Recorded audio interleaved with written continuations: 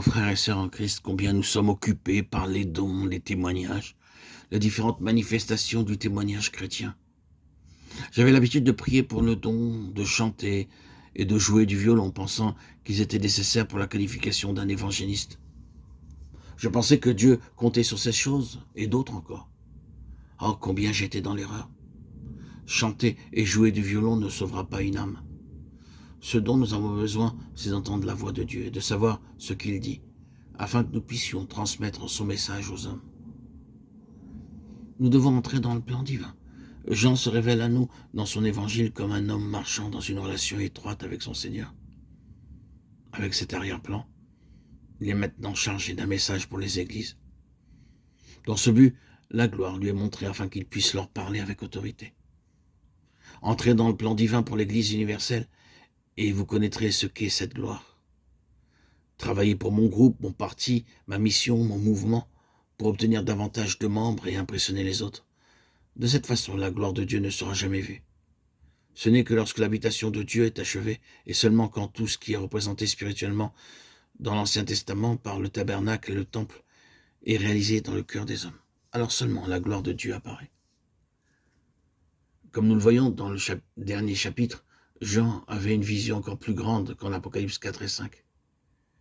Il fut montré la gloire de l'agneau sur le trône. Naturellement, c'était merveilleux en soi-même, mais la vision était rattachée au message du jugement et des tribulations qui suivent. Les chapitres 6 à 20 contiennent ces messages et leur relation avec la vision des chapitres 4 et 5 est importante. Cette vision, depuis le trône, nous révèle que la vision des événements terrestres qui suivent est céleste et que c'est l'agneau sur le trône qui les régit entièrement. Quel réconfort la révélation de l'agneau sur le trône qui les régit entièrement. Et quel réconfort cela nous rapporte à nos cœurs quand nous voyons les terribles jugements de Dieu qui commencent à venir. Finalement, dans le chapitre 21, il est montré à Jean la cité sainte, la nouvelle Jérusalem, ayant la gloire de Dieu. Ce n'est pas quelque chose qui est vu, apprécié, ni quelque chose non plus dont on parle. Ce n'est pas quelque chose qui se reflète, comme ce fut le cas sur le visage de Moïse ou d'Étienne. C'est quelque chose qui est possédé. Le but de Dieu a été atteint, son plan accompli, son peuple a sa gloire. Oui, la gloire est toujours le résultat de l'accomplissement du plan divin. Un petit enfant a des ambitions.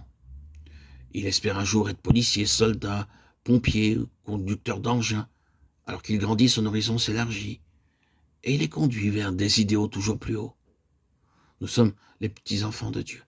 Il a envoyé son Fils pour nous sauver. Pourquoi? Oh, non seulement pour notre avantage matériel ou notre santé, ou pour nous donner une vie meilleure, mais afin de nous amener dans le plan parfait de Dieu. D'abord, notre compréhension de ce fait est petite et limitée, mais par sa grâce, cela commence à se faire jour en nous. Beaucoup marchent, hélas, pendant longtemps avec une idée enfantine de leur vie spirituelle. Nous avons besoin d'entendre la voix de Dieu afin que nous puissions entrer dans le plan de Dieu et trouver notre place dans la structure de la maison de Dieu.